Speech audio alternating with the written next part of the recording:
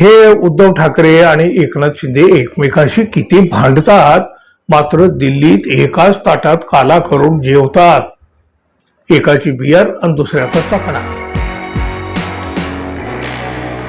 मित्र हो, आपल्या महाराष्ट्राच्या राजकारणामध्ये बघा कधी काय होईल, कुठल्या घडामोडी होतील, केवढा मोठा भूकंप होईल, तो कसा होईल, हे खरंच अजिबात सांगता येत नाही. कोण कोणावर कसले आरोप करील, कोण काय दावे करील आणि कोण कसला गौप्यस्फोट करील, हे सुद्धा सांगणं आता तसं आपल्या राजकारणामध्ये अत्यंत कठीण झालेलं आहे. बघा, एकनाथ शिंदे यांनी शिवसेना फोडल्यापासून त्यांच्यात आणि उद्धव ठाकरे यांच्यामध्ये साप मुंगसाचं वैर आहे, हे सर्वश्रुत आहे, सर्वज्ञात आहे. बघा ना, कधीही कुठलाही विषय असला तरी हे दोन नेते नेहमी एकमेकावर घसरलेले असतात. पण तरीही या दोघांमध्ये तसं आपण जर बारकाईने पाहिलं तर उद्धव ठाकरे हे नेहमीच संयमानं थोडंसं सुसंस्कृतपणे बोलताना दिसतात. ते एकनाथ शिंदे यांच्या बाबत नाही. एकनाथ शिंदे आणि उद्धव ठाकरे यांच्यातील भांडण गेल्या 3.5-4 वर्षापासून महाराष्ट्र पाहतो आहे. तसं बघायला गेलं तर राजकारणामध्ये काहीही होऊ शकतं हे मान्य केलं तरी सुद्धा एकनाथ शिंदे आणि उद्धव ठाकरे एकत्र येतील अशी कसलीही शक्यता दिसत नाही. अहो, एक वेळ एकनाथ शिंदे तयार होतील हो, पण उद्धव ठाकरे हे पुन्हा एकनाथ शिंदे यांना आपल्या जवळ येऊ देतील, जवळ करतील असं कोणालाही वाटत नाही. हे दोन नेते बघा चुकून जरी आमने सामने कधी आले तर ते एकमेकाकडे साधा कटाक्ष सुद्धा टाकत नाहीत.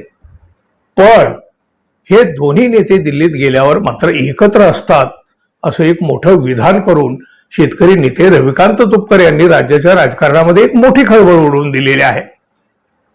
हे शेतकरी नेते रविकांत तुपकर तसे धाडसी आंदोलनासाठी आणि बेधडक वक्तव्यामुळे सुद्धा नेहमी चर्चेमध्ये असतात आणि त्यामुळेच आता त्यांच्या या विधानानं राजकारणामध्ये एक मोठी खळबळ उडवून दिली आहे. उद्धव ठाकरे आणि एकनाथ शिंदे एकमेकाशी किती भांडतात, मात्र दिल्लीमध्ये एकाच ताटात जेवतात, एकाची बियर आणि दुसऱ्याचा चकणा, असा खळबळजनक आरोप, विधान, दावा या रविकांत तुपकर यांनी केला आहे.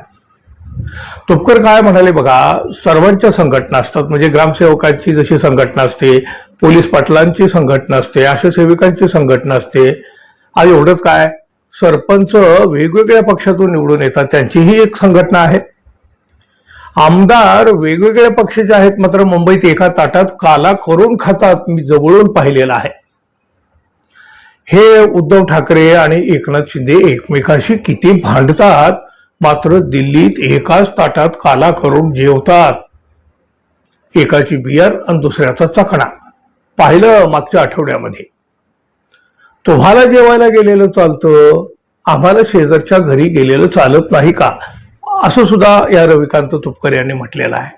आता बघा, तुपकर यांनी काही पुरावे दिलेले नाही, त्यामुळे हे किती खरं किती खोटं हे समजायला काय मार्ग नाही. पण खरंच असं काही असेल तर मात्र भविष्यातील राजकारणाची दिशा काय असू शकेल हे साधारणपणे स्पष्ट होतं.